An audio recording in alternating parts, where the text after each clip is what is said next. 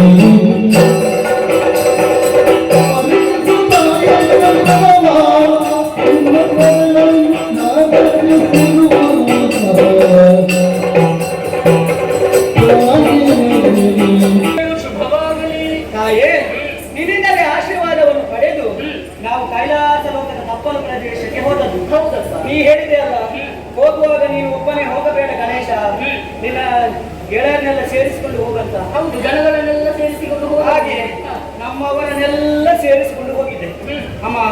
ಆಟವನ್ನು ಆಡಿದೆವಮ್ಮ. ಆಟವನ್ನು ಆಡುತ್ತಾ ಆಡುತ್ತಾ ಮುಂದುವರಿದು ಹೋದವಾಗ ಒಂದು ಭಸ್ಮದ ರಾಶಿಯನ್ನು ನಾನು ಕಂಡೆ. ಭಸ್ಮದ ರಾಶಿ? ಹೌದಮ್ಮ. ಇರಲಿ. ಆ ಭಸ್ಮದ ರಾಶಿಯನ್ನು ನೋಡಿದವಾಗ ನನ್ನ ಮನಸ್ಸಿನ ಒಳಗೆ ಒಂದು ಆಶಯ ಆಯ್ತಮ್ಮ. ಯಾವ ರೀತಿ? ಈ ಭಸ್ಮದಿಂದ ಏನಾದರೂ ಒಂದು ಬೊಮ್ಮೆಯನ್ನು ನಿರ್ಮಿಸಬೇಕು, ನನ್ನ ಕಲೆ ಏನು ಅನ್ನುವುದನ್ನು ತಂದೆ ತಾಯಿಯರಿಗೆ ತೋರಿಸಬೇಕು ಅನ್ನುವಂತಹ ಆಶೆಯಿಂದ ನಾ ಏನು ಮಾಡಿದೆ, ಏನು ನೀರನ್ನು ತಂದು ಆ ಭಸ್ಮವನ್ನು ಕಲಸಿ ಒಂದು ಸುಂದರವಾದ ಪುರುಷಾಕೃತಿಯ ಒಂದು ಬೊಂಬೆಯನ್ನು ನಾನು ನಿರ್ಮಿಸಿದ್ದೆ. ಒಬ್ಬನೇ ಮಾಡಿದ್ದ? ಇದು ನಾನು ಒಬ್ಬನೇ ಮಾಡಿದಮ್ಮ. ನಾನು ಇವರಲ್ಲೆಲ್ಲ ಕೇಳಿದೆ ಸ್ವಲ್ಪ ಸಹಾಯ ಮಾಡಿ ಅಂತ. ಮಾಡಿದ್ದಾರೆ. ಯಾರು ಕೂಡ ಸಹಾಯ ಬಂದದ್ದು ಎಲ್ಲರೂ ಕೂಡ ಮುಖವನ್ನು ನೋಡಿದ್ದು ಮಾತ್ರ. ಆದ್ದರಿಂದ ಮತ್ತೆ ಮುಖವನ್ನು ನೋಡಿದ್ರೆ ಏನು ಸುಖ ಇಲ್ಲ ಅಂತ ನನಗೆ ಗೊತ್ತಾಯ್ತು. ನನ್ನ ಬಳಿಯಲ್ಲಿ ಇದ್ದವರು ನನಗೆ ಸಹಾಯ ಮಾಡಲಿಲ್ಲ. ಹಾಗಿದ್ರೆ ಇದು ಆಗುವಂತದ್ದಲ್ಲ ಅಂತ ಯೋಚನೆ ಮಾಡಿ ನಾನೇ ಹೋಗಿ ನೀರನ್ನು ತಂದೆ, ಭಸ್ಮದ ರಾಶಿಯನ್ನು ಕಳಿಸಿದೆ. ಆನಂತರ ಸುಂದರವಾದ ಬೊಮ್ಮೆಯನ್ನು ನಿರ್ಮಿಸಿದ್ದೇನೆ ಅಮ್ಮ. ಏನು ಇದನ್ನು ನೇರವಾಗಿ ನಿಮ್ಮ ಬಳಿಗೆ ನಾನು ತಂದಿದ್ದೇನೆ ಅಮ್ಮ. ನನಗೆ ಒಂದು ಆಶೆ ಏನು, ಈಗ ಈ ಬೊಮ್ಮೆಗೆ ಜೀವ ಇಲ್ಲ, ಇದು ನಿರ್ಜೀವ ಅಮ್ಮ. ಇದಕ್ಕೊಂದು ಜೀವವನ್ನು ಕೊಟ್ಟರೆ ಇದು ಹೇಗಾಗಿತ್ತು ಈ ಬೊಂಬೆ? ನಮ್ಮ ಹಾಗೆ ಮಾತನಾಡುವುದಿಲ್ಲ. ಹೌದು. ಆದ್ದರಿಂದ ಅಪ್ಪನಲ್ಲಿ ಹೋಗಿ ನೇರವಾಗಿ ಕೇಳಿದ್ರೆ ನನಗೆ ಅವರಲ್ಲಿ ಹೇಳುವುದಕ್ಕೆ ಹೆದರಿಕೆ ಆಗ್ತದೆ. ನನಗೆ ಅವರನ್ನು ನೋಡಿದ್ರೆ ಹೆದರಿಕೆ ಆಗ್ತದೆ. ಅದೇ ಆಗಿದ್ದೆ ಬೈದರು ಅಂತ. ಹಾಗೆ ನೀನು ನನ್ನ ಬಳಿ ಇಲ್ಲ. ಹೌದು. ಮತ್ತೆ ನೀನು ತಿರುಗಾಟಕ್ಕೆ ಹೋದವನು ನಿಮಗೆ ಬೊಂಬೆ ತರಲಿಕ್ಕೆ ಯಾರು ಹೇಳಿದಂತ ಬೈತಾರೆ. ಅದಕ್ಕೆ ಈಗ ಅಮ್ಮನಾದ ನಿನ್ನ ಬಳಿಗೆ ಬಂದ್ರೆ ಅವರು ನಿನ್ನಲ್ಲಿ ನಾನು ಹೇಳಿದ್ರೆ ನೀನು ಹೋಗಿ ತಂದೆಯಲ್ಲಿ ಹೇಳಿದ್ರೆ ನನ್ನ ಮುಖಾಂತರ ಅವರಿಗೆ ತಿಳಿಸಬೇಕೆಲ್ಲ ವಿಚಾರ. ಹೌದಮ್ಮ. ಈ ತಂದೆಗೆ ಉಂಟಲ್ಲ ಮಕ್ಕಳ ಮೇಲೆ ಅಷ್ಟು ಪ್ರೀತಿ ಇರುವುದಿಲ್ಲ. ಪ್ರೀತಿ ಉಂಟು, ಆದ್ರೆ ತೋರಿಸುವವರಿಗೆ ಅವರಿಗೆ ಜವಾಬ್ದಾರಿ ಎನ್ನುವುದಿಲ್ಲ. ಮತ್ತೆ ಹೆಂಡತಿ ಹೇಳಿದ್ರೆ ಉಂಟಲ್ಲ, ಗಂಡನಾದವರು ಯಾವಾಗಲೂ ಕೇಳ್ತಾರೆ. ಅದು ಹಾಗೆ ಹೆಂಡತಿ ಆದವರಿಗೆ ಹೇಳ್ಬೇಕು. ಕೆಲವರೆಲ್ಲ ಉಂಟು, ಗಂಡು ಮಕ್ಕಳಲ್ಲಿ ತಾಯಿಯಾದವರಿಗೆ ಪ್ರೀತಿ ಜಾಸ್ತಿ, ಹೆಣ್ಣು ಮಕ್ಕಳಲ್ಲಿ ತಂದೆಯಾದವರಿಗೆ ಪ್ರೀತಿ ಜಾಸ್ತಿ ಅಂತ. ಹಾಗಾಗಿ ನಿನಗೆ ಎಲ್ಲಿಯಾದ್ರು ಹಾಗೇನಿಲ್ಲಮ್ಮ. ಮತ್ತೆ ಅಲ್ಲ, ನನಗೆ ಗೊತ್ತುಂಟು ಯಾಕೆ. ಈಗ ಹೆಂಡತಿ ಗಂಡನಲ್ಲಿ ಹೇಳಿದ್ರೆ ಗಂಡ ಯಾವುದನ್ನು ಕೂಡ ಹೆಂಡತಿ ತಂದು ಕೊಡ್ತಾನೆ. ಇದು ಅನುಭವ ಅಲ್ಲ, ಇದು ತಿಳುವಳಿಕೆ. ನನಗೆ ಗೊತ್ತಿದೆ. ಅನುಭವ ಬೇರೆ, ತಿಳುವಳಿಕೆ ಬೇರೆ. ತಿಳುವಳಿಕೆ ಅನ್ನೋದು ತಿಳಿದು ಬರುವುದು, ಅನುಭವ ಅನ್ನೋದು ಅನುಭವಿಸಿ ಬರುವುದು. ನನಗೆ ಅವನ ಅನುಭವಿಸಿ ಬಂದದಲ್ಲ ತಿಳುವಳಿಕೆ. ಎಲ್ಲರೂ ಹೇಳುವುದನ್ನು ನಾನು ಕೇಳಿದ್ದೇನೆ. ಆದ್ದರಿಂದ ಈಗ ಈ ಬೊಂಬೆಯನ್ನು ನಿಮ್ಮ ಕೈಯಲ್ಲಿ ಕೊಟ್ಟಿದ್ದೇನೆ, ಇದನ್ನು ತಂದೆಯಲ್ಲಿ ತೋರಿಸಿ ಅದಕ್ಕೊಂದು ಜೀವಕಲೆಯನ್ನು ಕೊಡುವ ಹಾಗೆ ಅವರಲ್ಲಿ ಕೇಳ್ತೇನೆ. ನನ್ನ ಕರ್ತವ್ಯವೇನು? ನಿನ್ನ ಆಸೆಯನ್ನು ಈಡೇರಿಸಿ ಕೊಡುವುದು. ಹೌದಮ್ಮ. ಏನಾದ್ರೂ ಹೇಳಿದ್ರೆ ನಮ್ಮ ಒಂದು ಹೇಳ್ಬೇಕಾ, ಮಕ್ಕಳು ಏನು ಕೇಳಿದ್ರು ಕೂಡ ತಾಯಿಯಾದವರು ಕೊಡ್ಬೇಕಾ? ಹೌದು. ನೇರವಾಗಿ ಅವರ ಬಳಿಗೆ ಹೋಗಿದ್ದಕ್ಕೆ ಜೀವಕಲೆ ನಾನು ಕಳಿಸ್ತೇನೆ. ಓ ಪ್ರಾಣನಾಯಕ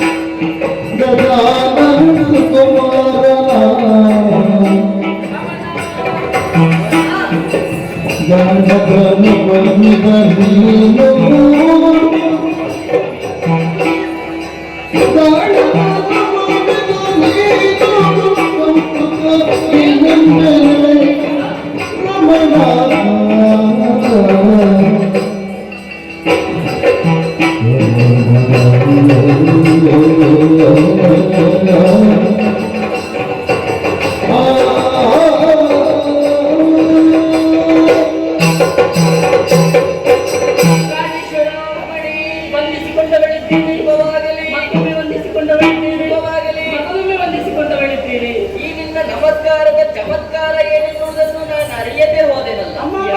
ಇನ್ನೊಂದು ನಮಸ್ಕಾರ ಕೊಡಿ, ಕೆಲಸ ಆಗ್ತದೆ. ಹಾಗೆ ನಾನು ಕೂಡ ಅದಕ್ಕೆ ನಮಸ್ಕಾರ ಕೊಟ್ಟದ್ದು ಬಾರಿ ಬಾರಿ. ಸ್ವಾಮಿ, ಯಾವತ್ತೂ ನಿಮ್ಮ ಬದಿಯಲ್ಲಿ ಕುಳಿತುಕೊಳ್ಳುವವನು ನಾನು. ಹೌದು. ಈ ಕೈಲಾಸ ಶಿಖರದಲ್ಲಿ ದಿನನಿತ್ಯ ನಾವು ಸತಿಯರ್ಧ ಪತಿ ಪತಿಯರ್ಧ ಸತಿ ಎನ್ನುವಂತಹ ನುಡಿಯನ್ನು ಇರಿಸಿಕೊಂಡು ಜೀವನವನ್ನು ಸಂತೋಷದಿಂದಲೇ ಸಾಗಿಸುತ್ತಾ ಇದ್ದರಲ್ವೇ ಅಲ್ವೇ ಸ್ವಾಮಿ? ಅನೇಕ ಗಣಗಳೊಂದಿಗೆ ಕೂಡಿದಂತಹ ಈ ಕೈಲಾಸವು ನಾನಾ ರೀತಿಯಾಗಿ ಆರಾಧಿಸುತ್ತಾ ಉಂಟು ಸ್ವಾಮಿ. ನಮ್ಮಿಂದಲೇ ಆಶೀರ್ವಾದವನ್ನು ಪಡೆದುಕೊಂಡು ಗಣಪ ತಿರುಗಾಟಕ್ಕೆ ಮುಗಿಸಿ ಬಂದಿದ್ದಾನೆ. ಪಾಪ ಏನು ಅವಸರವಂತೆ, ಹಾಗಾಗಿ ನೇರವಾಗಿ ಬಂದಿದ್ದಾನೆ. ಬಂದು ನಿಮ್ಮ ಬಳಿಯಲ್ಲಿ ನಮಸ್ಕಾರ ಕೊಡಬೇಕಿತ್ತು, ಬದಲಾಯಿಸಿ ನನಗೆ ನಮಸ್ಕಾರ ಆದಷ್ಟು ಬೇಗ ನನಗೆ ನಮಸ್ಕಾರ. ಅದೇ ನಾನು ಯೋಚಿಸಿದ್ದು, ಏನು ನಿನಗೆ ಎರಡೆರಡು ಬಾರಿ ನಮಸ್ಕಾರ ಕೊಡುವಾಗ ಏನೋ ಒಂದು ಕಾರ್ಯ ಆಗಬೇಕು ಎನ್ನುವುದೇ ಸ್ಪಷ್ಟ. ಏನಾಗಬೇಕು? ಹಾಗಾಗಿ ನೇರವಾಗಿ ಬಂದದ್ದು ಮಾತ್ರ ನನ್ನನ್ನು ಮುಂದಕ್ಕೆ ಕರೆದು ಒಂದು ವಿಚಾರವನ್ನು ತಂದೆಯವರ ಬಳಿಯಲ್ಲಿ ಕೇಳಿ ಪೂರೈಸಿ ಕೊಡಬೇಕು ಎನ್ನುವ ಹಾಗೆ ಅವನ ಇಚ್ಛೆ. ಏನು ಇಚ್ಛೆ ಅಂತೆ? ಏನು ಅಲ್ಲ ಸ್ವಾಮಿ, ಈ ಮಕ್ಕಳು ಏನಾದರೂ ಒಂದು ಕಾರ್ಯವನ್ನು ತೊಡಗಿದ್ರಲ್ಲಿ ಅದು ಹೆತ್ತವರಿಗೆ ಆಗುವಂತಹ ಸ್ವಾಮಿ ನೋಡಿಲ್ಲಿ ಬಹಳಷ್ಟು ಸೊಗಸಾಗಿ ಎಷ್ಟಾದ್ರೂ ನನ್ನ ಮಗನಲ್ವೇ ಸುಂದರ ಕಲಾಕೃತಿ. ಅದನ್ನು ಅವನ ಕೈಯಲ್ಲಿ ಕೊಟ್ರೆ ಅವನು ಆಡ್ತಾ ಇರ್ತಾನೆ. ಅವನ ಆಸೆ ಅದೇ, ನಿರಂತರವಾಗಿ ಇದರ ಜೊತೆ ಆಟವಾಡಬೇಕು ಎನ್ನುವ ಹಾಗೆ. ಆಡಲಿ, ನಾನೇನು ಆಕ್ಷೇಪ ಮಾಡುವುದಿಲ್ಲ. ಆದ್ರೆ ಏನು ಮಾಡುವುದಿಲ್ಲ ಹೇಳಿ ಸ್ವಾಮಿ, ಇದು ಗೊಂಬೆ ತಾನೆ. ಹೌದು, ಇದಕ್ಕೆ ಒಂದು ಜೀವಕಲೆ ಉಂಟು ಎಂದಾದರೆ ನಿರಂತರವಾಗಿ ಅವನ ಜೊತೆಗೆ ಇದು ಕೂಡ ಪ್ರತಿಕ್ರಿಯೆ ಕೊಡುವುದಕ್ಕೆ ಸಾಧ್ಯ ಉಂಟು. ಓಹೋ, ಹಾಗಾಗಿ ಅದಕ್ಕೆ ಅವನ ಮನದಾಸೆಯಂತೆ ಇದಕ್ಕೊಂದು ಜೀವಕಲೆಯನ್ನು ನೀಡುವಿದೆ. ರಮಣಿ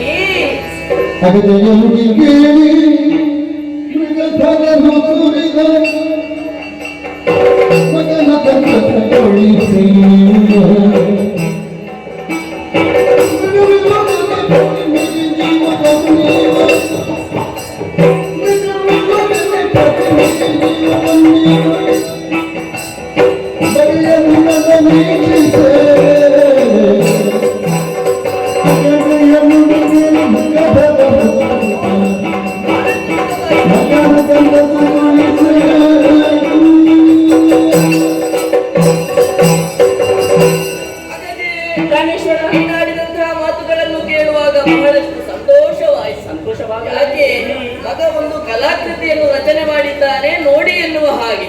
ಈ ಕಲಾಕೃತಿಯನ್ನು ನೋಡುವಾಗ ಬಹಳಷ್ಟು ಅದ್ಭುತವೇ ಕಾಣುತ್ತದೆ. ಅದಕ್ಕೆ ಹೇಳುವುದು ಕಲಾವಿದನಪ್ಪ ಗಣಪ ಎನ್ನುವ ಹಾಗೆ. ಕಲಾವಿದನ ಅಪ್ಪ ಗಣಪ ಅಲ್ಲ, ಕಲಾವಿದನಪ್ಪ ಗಣಪ. ನನ್ನ ಮಗ ಕಲಾವಿದ ಎನ್ನುವುದರಲ್ಲಿ ಅನುಮಾನವೇ ಇಲ್ಲ. ಆದ್ರೆ ಈ ಸಂದರ್ಭದಲ್ಲಿ ನನಗೆ ಸಂತೋಷವಾದದ್ದು ಯಾಕೆ ಬಲ್ಲ? ಯಾಕೆ ಈ ಗೊಂಬೆಗೆ ಒಂದು ಜೀವಕಲೆಯನ್ನು ಕೊಡಿ ಎನ್ನುವ ಹಾಗೆ ಕೇಳಿಕೊಂಡವಳಿದ್ದೀಯ.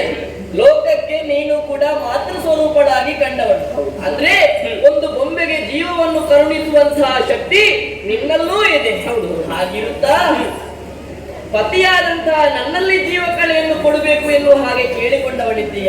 ಇದರಲ್ಲೇ ಗೊತ್ತಾಗುತ್ತದೆ ನೀ ಪತಿಯಾದವನಿಗೆ ಎಷ್ಟು ಗೌರವವನ್ನು ಕೊಡ್ತಿ, ಎಷ್ಟು ಭಕ್ತಿಭಾವದಿಂದ ಕಾಣಿಸ್ತಿ ಎನ್ನುವ ಹಾಗೆ. ಪ್ರಪಂಚ ಮುಖದಲ್ಲಿ ಒಂದು ಮಾತುಂಟು ಸ್ವಾಮಿ, ಪತಿ ಹಾಕಿದ ಗಿರೆದಾಟದ ಇತಿಮಿತಿಯಲ್ಲಿರುವುದೇ ಸತಿಧರ್ಮ ಎನ್ನುವ ಹಾಗೆ. ನಿಮ್ಮ ಮಾತುಗಳನ್ನು ಧಿಕ್ಕರಿಸಿ ಹೋದೆವು ಎಂದಾದರೆ ಅವು ಸತಿ ಎಂದೆನಿಸಿಕೊಳ್ಳುವುದಿಲ್ಲ ಸ್ವಾಮಿ. ಸರಿ ಸರಿ, ಮಕ್ಕಳ ಸಂತೋಷವೇ ನಮ್ಮ ಸಂತೋಷ. ನಾವೆಲ್ಲ ಇಷ್ಟೆಲ್ಲ ಮಾಡುವುದು ಮಕ್ಕಳಿಗಾಗಿ. ಮತ್ತೊಂದು ಮಾತುಂಟು, ನಾವು ಮಕ್ಕಳನ್ನೇ ಆಸ್ತಿಯನ್ನಾಗಿ ಮಾಡಬೇಕು, ಮಕ್ಕಳಿಗಾಗಿ ಆಸ್ತಿ ಮಾಡಿರುವುದಲ್ಲ. ಆ ವಿಚಾರದಲ್ಲಿ ಗಣಪನ ವಿಚಾರ ನನಗೆ ಬಹಳಷ್ಟು ಸಂತೋಷವೇ ತಂದಿದೆ. ಹಾಗಾಗಿ ಇದಕ್ಕೆ ಜೀವಕಳೆಯನ್ನು ಕೊಡಬೇಕಾದದ್ದು ನನ್ನ ಕರ್ತವ್ಯ. ಏನದು ಸದ್ದು? ಅಂಬರ ಪಥವನ್ನು ನೋಡಿದೆ ಎಂದಾದರೆ ಯಾವುದೋ ಒಂದು ಆತ್ಮ ದೇಹವನ್ನು ಸೇರುವ ತವಕದಲ್ಲಿ ಉಂಟು. ಹಾಗಾಗಿ ತನ ಮಾಡುವುದು ಸರಿಯಲ್ಲ. ಆ ಆತ್ಮವನ್ನೇ ಬಿಡಿದು ಈ ಗೊಂಬೆಗೆ ಜೀವಕಳೆ.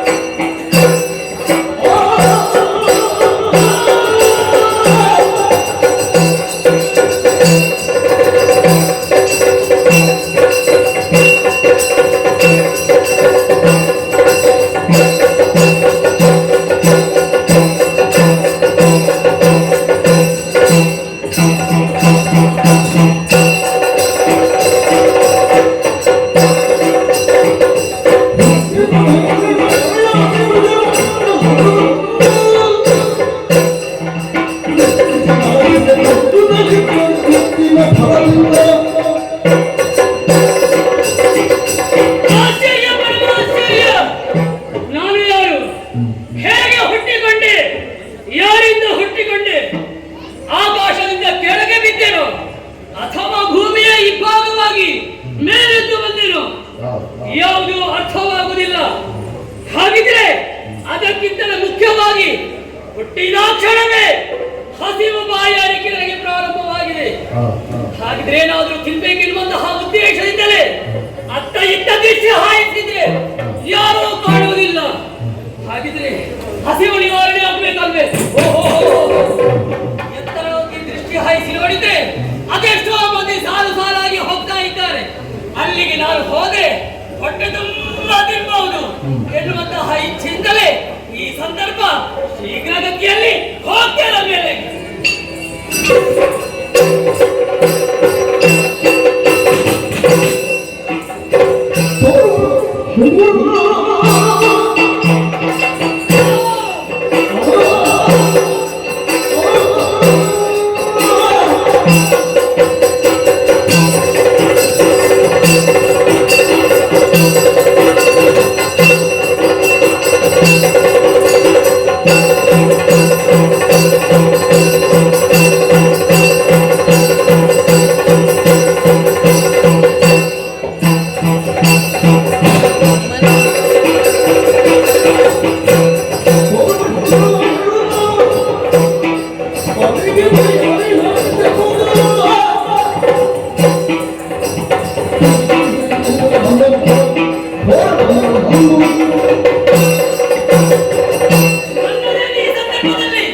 ಹಸಿವು ನಿವಾರಣೆ ಮಾಡಬೇಕೆನ್ನುವಂತಹ ಉದ್ದೇಶದಿಂದಲೇ ಮೇಲೆ ಬಂದವ ನಾನು. ಹಾಗಿದ್ರೆ ಅದೆಷ್ಟೋ ಮಂದಿ ಗೋಚರಿಸುತ್ತಾ ಇದ್ದಾರೆ. ಅದರಲ್ಲಿ ಕೂಡ ಒಬ್ಬರ ಮಧ್ಯದಲ್ಲಿ ಕುಳಿತವ ಇವರಿಗೆಲ್ಲರಿಗೂ ನಾಯಕನಾಗಿ ಗೋಚರಿಸುತ್ತಾ ಇದ್ದಾನೆ. ಹಾಗಿದ್ರೆ ಅವನನ್ನು ಒಬ್ಬನನ್ನು ತಿಂದ್ರೆ ನನ್ನ ಹಸಿವೆಲ್ಲ ನಿವಾರಣೆ ಆಗ್ತದೆ. ಹಾಗಾಗಿ ತಡೆ ಯಾಕೆ ಆತನನ್ನು ಈ ಸಂದರ್ಭದಲ್ಲಿ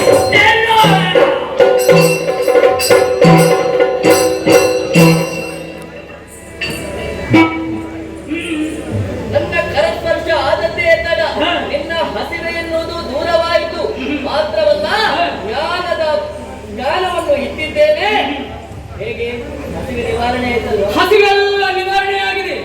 ಆದರೆ ಈ ಸಂದರ್ಭ ಕೆಲವೊಂದು ವ್ಯತ್ಯಾಸಗಳನ್ನು ಕಾಡುತ್ತಾ ಉಂಟು. ಏನು ಜಿಜ್ಞಾಸೆ? ಹಾಗಿದ್ರೆ ನಿವಾರಣೆ ಮಾಡಿದಂತಹ ನೀನೇ ನನ್ನ ತಂದೆ ಎಂಬುದಾಗಿ ಅರ್ಥಮಿಸಿಕೊಂಡಿದ್ದೇನೆ. ತಂದೆ, ನಿನ್ನ ಜೊತೆಯಲ್ಲಿ ನಿನ್ನನ್ನು ಅಂಟಿಕೊಂಡು ಒಬ್ಬಳ ಇದ್ದಾಳಂತೆ. ಅವಳು ಯಾರು ತಂದೆ? ಅವಳು ನನ್ನ ಮಡದಿ ಪಾರ್ವತಿ. ಮಡದಿ? ಹೌದು. ನನಗೆ ನಿನಗೆ ಅಮ್ಮ ಪಾರ್ವತಮ್ಮ. ಪಾರ್ವತಮ್ಮ. ಅಮ್ಮ, ವಂದಿಸ್ತಾ ಇದ್ದೇನೆ. ಎದ್ದೇಳು, ಶುಭವಾಗಲಿ. ಅಪ್ಪ, ದೇಹಪ್ಪ ಇದು ವಿಚಿತ್ರ. ಎಂತ ವಿಚಿತ್ರ? ಒಂದಲ್ಲ ಎರಡಲ್ಲ, 6 ಮುಖವುಳ್ಳವನೊಬ್ಬ ನನ್ನ ಕಣ್ಮುಂಭಾಗದಲ್ಲಿ ಗೋಚರಿಸುತ್ತಾ ಇದ್ದಾನೆ. ಅವನು ಯಾರಪ್ಪ? ಅವ ಆರ್ಮುಗ. ಆರ್ಮುಗ? ಷಡಾನನ. ಷಡಾನನ? ಹೌದು. ನಿನಗೆ ಅವ ಅಣ್ಣ. ನನಗೆ ಅಣ್ಣ? ಕುಮಾರ. ಕುಮಾರ ಅಂತಲೂ ಅವನನ್ನು ಕರೆಯುತ್ತಾರೆ. ಹೌದಾ? ಕುಮಾರಣ್ಣ. ನಮಸ್ಕಾರ. ಲೋಕದಲ್ಲಿ ಅವನನ್ನು ಕುಮಾರಸ್ವಾಮಿ ಎಂದು ಹಾಗೆ ಕರೆಯುತ್ತಾರೆ. ಕುಮಾರಸ್ವಾಮಿ ಒಳ್ಳೆಯದಪ್ಪ. ಅಪ್ಪ, ಅರ್ಥಗಳಿಗೆ ನೋಡಿದ್ರೆ ಇನ್ನೊಂದು ಅವನಿಗಿಂತ ವಿಚಿತ್ರವಾಗಿ ಕಾಣ್ತಾ ಉಂಟು. ಓರೆದವಳೆ, ದೀರ್ಘವಾದಂತಹ ದೇಹ, ಕೇಶರಾಶಿ, ಇವುಗಳನ್ನೆಲ್ಲ ಗಮನಿಸುವಾಗ ಕೆಂಪು ಕೆಂಪು ಕೆಂಪು ಕೆಂಪು ಕೆಂಪು ಕೆಂಪು ಕಾಣ್ತಪ್ಪ. ಅವನು ಯಾರು? ಅವ ವೀರಭದ್ರ. ವೀರಭದ್ರ. ನನಗೆ ನಿನಗೆ ಅಣ್ಣ. ಅಣ್ಣ ಭದ್ರಣ್ಣ, ನಮಸ್ಕಾರ. ಎಂತದು ಕಾಣುದಿಲ್ವ? ಕಪ್ಪು ಕಪ್ಪು ಕಪ್ಪು ಕಪ್ಪಿದ್ದನಲ್ವ? ಅದೇ ನಾನು ಗೋಚರಿಸುವುದು. ಅವ ಕಾಲಭೈರವ. ಕಾಲಭೈರವ. ನಿನಗೆ ಅಣ್ಣ. ಅಣ್ಣ. ಓ ಭೈರವಣ್ಣ, ನಮಸ್ಕಾರ ನಮಸ್ಕಾರ ನಮಸ್ಕಾರ. ಅಪ್ಪ, ಏನು? ಇದೇನಪ್ಪ ಒಂದೊಂದಕ್ಕಿಂತ ವಿಚಿತ್ರವಾಗಿ ಗೋಚರಿಸುತ್ತಾ ಉಂಟು. ಏನು ವಿಚಿತ್ರ ಕಂಡೆ? ನಿಮ್ಮ ಬಳಿಯಲ್ಲೇ ಒಬ್ಬ ಕುಳಿತಿದ್ದಾನೆ. ಕೋಡುಗಳುಂಟು 2. ಅವನು ಯಾರಪ್ಪ? ಅವ ನಂದಿ. ನಂದಿ? ಏನಂದಿ? ಅವ ನಂದಿ. ಅವನು ನಂದಿ. ಅವನ ಹೆಸರು ನಂದಿ ಎನ್ನುವ ಹಾಗೆ. ಹೌದೇ? ನನಗೇನಾಗಬೇಕು? ನಿನಗೇನೂ ಆಗಬೇಕಾಗಿಲ್ಲ. ಅವ ನನ್ನ ವಾಹನ. ನಿಮ್ಮ ವಾಹನ? ನನ್ನ ವಾಹನ ಎಲ್ಲಿಟ್ಟಪ್ಪ? ನಿನಗೆ ಇಷ್ಟು ಬೇಗ ಯಾಕೆ ಮಗ ವಾಹನ? ಅಂದ್ರೆ ವಾಹನ ಬರಬೇಕಾದಂತಹ ಪ್ರಾಯಕ್ಕೆ ನಿನಗೆ ವಾಹನ ಬರ್ತದೆ. ಅದು ಹೌದು. ಹೌದು. ಅಪ್ಪನಿಗಿಂತ ಮೊದಲು ವಾಹನ ತಗೊಂಡ್ರೆ ಮೊದಲು ಮಗನೇ ಹೋಗುತ್ತಾನೆ. ಅಪ್ಪನಿಗೆ ಹೌದಪ್ಪ. ಅಪ್ಪ, ಅಪ್ಪನಿಗೆ ವಾಹನ ಇರುವಾಗ ಮಗನಿಗೆ ಯಾಕೆ ವಾಹನ? ನಾನು ಸ್ವಲ್ಪ ಒಮ್ಮೆ ಏರ್ತೇನೆ. ಹಾಗಿಲ್ಲ, ಏರುವ ಹಾಗಿಲ್ಲ. ಕೈಲಾಸದಲ್ಲಿ ಚಿಕ್ಕ ಚಿಕ್ಕವರ ವಾಹನದ ಮೇಲೆ ಸವಾರಿ ಮಾಡುವ ಹಾಗಿಲ್ಲ. ಹೌದೇ? ಅವರವರ ವಾಹನ ಅವರವರಿಗೆ ಮಾತ್ರ. ಹೌದಪ್ಪಯ್ಯ. ಹಾಗಿದ್ರೆ ನಿಮ್ಮ ವಾಹನ ನಿಮಗೇ ಇರಲಿ. ನನಗೆ? ಹೌದೌದೌದು. ಅಪ್ಪ, ಒಬ್ಬ ವಿಚಿತ್ರವಾಗಿ 6 ಮುಖವುಳ್ಳವ, ಇನ್ನೊಬ್ಬ ಗೋರಜಾರಿ ಕೆಂಪು ಕಣ್ಣು, ಈತನಿಗೆ 2 ಕೋಡು. ಆದ್ರೆ ಇವರಿಗಿಂತ ಒಂದು ವಿಚಿತ್ರವಾಗಿ ಗೋಚರಿಸ್ತಾ ಇದ್ದಾನೆ. ಅಂತ ಕಡೆ ನೋಡಿದ್ರೆ ಓಹೋ, ಸಣ್ಣದಾದಂತಹ ಕಣ್ಣುಗಳು, 2 ಕಿವಿ, ಹೊಟ್ಟೆ ದೊಡ್ಡದು, ಇಷ್ಟು ಉದ್ದದೆ. ಅದು ಸೊಂಡಿಲು ಮಗನೇ. ಸೊಂಡಿಲೆ. ಆದ್ರೆ ಆತನ ಹೆಸರು?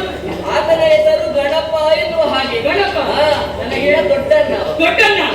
ಗಣಪಣ್ಣ. ಉಪ್ಪೆ ನಾವು ಒಪ್ಪಿಕೊಳ್ಳೋಣ.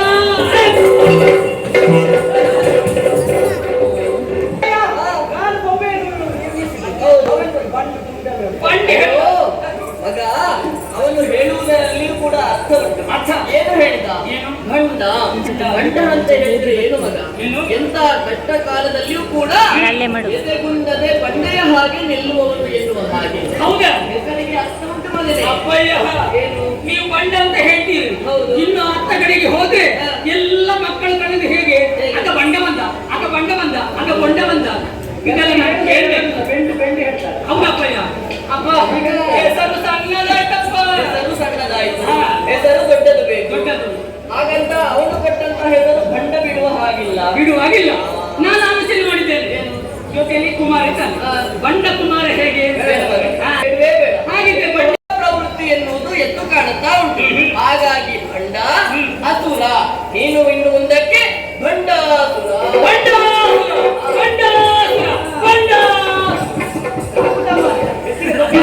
ಏನು? ನಾನು ಮಾತನಾಡಿದ್ದು ಹೆಚ್ಚಾಯ್ತು? ಇಲ್ಲ ಮಗನೇ. ಅಲ್ಲ, ನಾನು ಮಾತಾಡಿದ್ರೆ ತಪ್ಪಾಯ್ತು? ಇಲ್ಲ ಮಗನೇ. ಮತ್ತೆ ನನ್ನ ಮಾತನ್ನು ಕೇಳಿ ಎಲ್ಲ ಇಲ್ಲಿಂದ ಹೋದರು. ಯಾಕೆ ಹೋದರು? ಯಾಕೆ? ಅವರೆಲ್ಲ ಉದ್ಯೋಗದಲ್ಲಿದ್ದಾರೆ. ಉದ್ಯೋಗ? ಅವರಿಗೆ ಉದ್ಯೋಗಕ್ಕೆ ಹೊತ್ತಾಯಿತು. ಹಾಗಾಗಿ ಸರಿಯಾದ ಸಮಯಕ್ಕೆ ಕಾರ್ಯವನ್ನು ಮಾಡುವುದಕ್ಕೆ ಹೋಗಿದ್ದಾರೆ. ಹಾಗಿದ್ರೆ ಅವರು ಉದ್ಯೋಗ ನಿಮಿತ್ತವಾಗಿ ಹೊರಟವರು. ಹೌದು. ಅಪ್ಪನ ಕೆಲಸ ಬೇಕಪ್ಪ. ಕೆಲಸ ಬೇಕು. ಇದೇ ಆಗುದು. ವಿದ್ಯೆ ಸರಿಯಾಗಿ ಕಲಿಯುವುದಿಲ್ಲ, ಕೆಲಸ ಬೇಕು ಎನ್ನುವ ಹಾಗೆ ಹೇಳ್ತಾರೆ. ನಾನು ಕೆಲಸ ಮಾಡ್ತೇನಪ್ಪ. ಹೇಗೆ ಮಾಡ್ತೀನಿ? ನೀವು ಹೇಳಿಕೊಟ್ಟಂತ ರೀತಿಯಲ್ಲಿ ಮಾಡ್ತೀನಿ. ಹಾಗಾಗುವುದಕ್ಕಾಗುವುದಿಲ್ಲ ಮಗನೇ. ನಿನಗೆ ವಿದ್ಯೆ ಎನ್ನುವುದು ಮೊದಲಾಗಿ ಬೇಕು. ವಿದ್ಯೆಯನ್ನು ಕಲಿತ ನಂತರ ಉದ್ಯೋಗ ಸಿಗುತ್ತದೆ. ಹಾಗಾಗಿ ವಿದ್ಯೆಯಲ್ಲಿದೆ ಎನ್ನುವ ಹಾಗೆ ಯೋಚಿಸಿದಾಗ ಮೊದಲು ಆಗಬೇಕಿದ್ದುದು ಮನೆಯ ಪಾಠ. ಮನೆ ಪಾಠ. ಹೌದು, ತಾಯಿಯಾದವಳೇ ಮೊದಲ ಗುರು ಎನಿಸಿಕೊಳ್ತಾಳೆ. ಹಾಗಾಗಿ ಮನೆಯ ಪಾಠದ ಜೊತೆಗೆ ಪ್ರಕೃತಿಯ ಪಾಠ ಎನ್ನುವುದು ಬಹುಮುಖ್ಯವಾಗಿ ಬೇಕಾಗುತ್ತದೆ. ಪ್ರಕೃತಿ ಕಲಿಸುವಷ್ಟು ಪಾಠ ಬೇರೆ ಎಲ್ಲೂ ನಾವು ಕಲಿಯುವುದಕ್ಕೆ ಸಾಧ್ಯವಿಲ್ಲ. ಹಾಗಾಗಿ ಪ್ರಕೃತಿಯ ಪಾಠವನ್ನು ನಿನಗೆ ಅಣ್ಣನಾದಂತಹ ಗಣಪನ್ನ ಕಲಿಸ್ತಾನೆ. ಹಾಗೆಯೇ ಮನೆ ಪಾಠವನ್ನು ನಿನಗೆ ಅಮ್ಮ ಚೆನ್ನಾಗಿ ಹೇಳಿಕೊಡ್ತಾಳೆ. ಹೌದೇ? ಸರಿಯಪ್ಪ. ಹಣ ಮಾಡುವುದು ಸರಿಯಲ್ಲ.